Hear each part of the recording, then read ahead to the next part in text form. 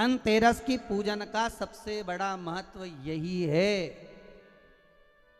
अगर हमारे पास में जो है, हमारे को जो भगवान भोलेनाथ ने दिया है, हमको जो नारायण ने दिया है, उसी के अनुसार हम भगवान की सेवा करें। धनतेरस ये नहीं कहती कि आपके पास में कुछ नहीं है तो आप कर्जा कर कर चांदी के बर्तन खरीद के लाओ। धनतेरस ये नहीं कहती कि आपके पास में कुछ नहीं है तो कर्जा कर कर आप सोने की अंगूठी बनवा कर लाओ। धनतेरस ये नहीं कहती कि आपके पास में कुछ नहीं है तो कुछ घर का ही सामान बेचकर हम दूसरी सामग्री लेकर जाए। नहीं नहीं नहीं, धनतेरस कभी नहीं कहती। माता लक्ष्मी की कथा, धनवंतरी की कथा नहीं कहती कि आप कर्जा लेकर अपने घर में फ्रिज लाएं, वॉशिंग मशीन लाएं, या सामान लाएं, या कपड़े लाएं, या वस्त्र लाएं, या आभूषण लाएं। कई लोगों ने धनतेरस के महत्व को बिगाड़ दिया कि हमको धनतेरस के दिन सामान लेकर आना है, चांदी का बर्तन लेकर आना है, ये सामान लेकर आना है, वो सामान लेकर आना। लाओ, मना नहीं है। धनतेरस का दिन ही है, धनवंतरी का दिवस ही है। क्योंकि धनवंतरी देव जब मंथन के समय पर प्रकट हुए थे, महाराज शरद पूर्णिमा के दिन जब मंथन हुआ था तो उसमें चंद्र प्रकट हुए थे। मंथन का क्रम प्रारंभ हुआ, कार्तिक की द्वादशी के दिन जो मंथन हुआ उसमें कामधेनु गाय प्रकट हुई और मंथन प्रकट हुआ। त्रयोदशी आई, धनवंतरी देव प्रकट हो गए, जिनके एक हाथ में शंख है, दूसरे हाथ में चक्र है, तीसरे हाथ में सुंदर औषधि है और चौथे हाथ में सुंदर अमृत का कलश है उनके। स्वयं धनवंतरी देव प्रकट होते। और ये धनवंतरी है कौन? भगवान विष्णु का ही एक अंश।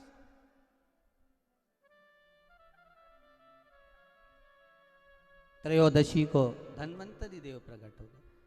चतुर्दशी आई, मां कालका प्रकट हो गई। अमावस्या आई, माता लक्ष्मी प्रकट हो गई।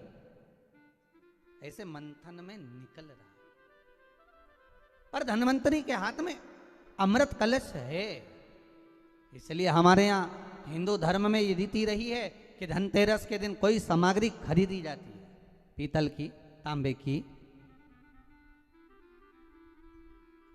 कोई वस्तु हम खरीदते हैं। पर आज का समय का जो फैशन बढ़ता गया तो कहा साहब चांदी के बर्तन खरीदना जरूरी है, चांदी का सामान खरीदना जरूरी है, सोने का पात्र, सोने की वस्तु खरीदना जरूरी है, ये सामग्री खरीदना। तो यहाँ शास्त्र नहीं कह रहा कि महाराज इतने महंगे महंगे पदार्थ खरीदो और घर में कर्जा कर लो। शास्त्र तो यह कहता है कि धनवंतरी की पूजन करना है आपको। अगर आप एक सामग्री भी लेकर आ रहे हैं तो उसमें आपका भाव जुड़ा होना चाहिए, कर्जा नहीं जुड़ा होना चाहिए।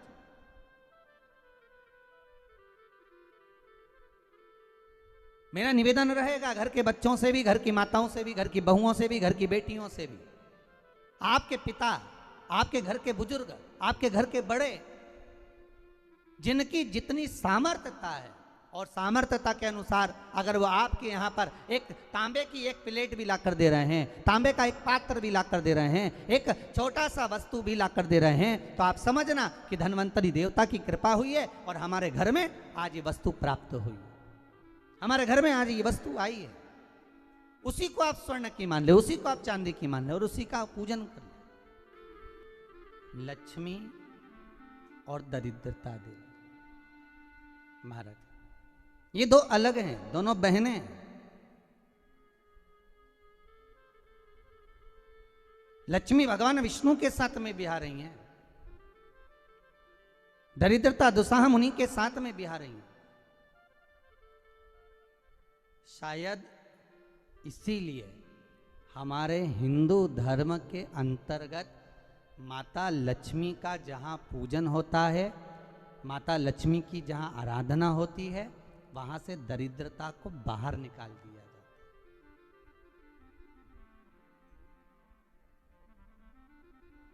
कितने दिनों पहले किसी के यहाँ 10 दिन, 15 दिन, 20 दिन पहले से सफाई का क्रम प्रारंभ हो जाता है। बार बार घर की झाड़ू लगाना, पुताई करना, सफाई करना, जो अटाला सामान है, बेकार सामग्री है, जो किसी काम की नहीं, उसको ले जाकर कहीं डाल देना, कहीं भेज देना। घर को सुरक्षित, साफ क्योंकि लक्ष्मी उसी घर में प्रवेश करती है जहां पर निर्मलता होती है, दरिद्रता वहीं प्रवेश करती है जहां आलस हो, बहुत सारा कबाड़ा जिसके यहाँ पड़ा हुआ हो, बहुत सारा फैलारा जहाँ पड़ा हुआ हो, झूठे बर्तन जहाँ पड़े हुए हों, झूठी सामग्री जहाँ पड़ी हुई हो, वहाँ पर दरिद्रता का प्रवेश हो जाता है, वहाँ दरिद्रता प्रवेश कर जाती है। लक्ष्मी का स्मरण भगवान शिव कह रहे हैं, ख्याति ओ माता ख्याति, अगर आपको लक्ष्मी को देना है तो भगवान विष्णु को दीजिए। पर भगवान विष्णु को लक्ष्मी मिले, भगवान नारायण ने कहा मैं विवाह करने को तैयार हूं, लक्ष्मी से विवाह करूं, पर बात केवल इतनी सी है कि लक्ष्मी मेरे चरणों में रहे। आप सबसे एक निवेदन करूं,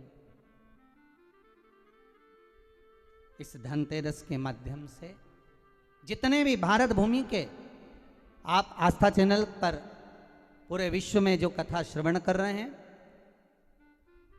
धनवंतरी पूजन की, धनतेरस पूजन की, शिव द्वारा लक्ष्मी जी को मार्ग बताना और धनतेरस के दिन प्रत्येक जीव के घर में माता लक्ष्मी का पूजन होना, प्रवेश करना।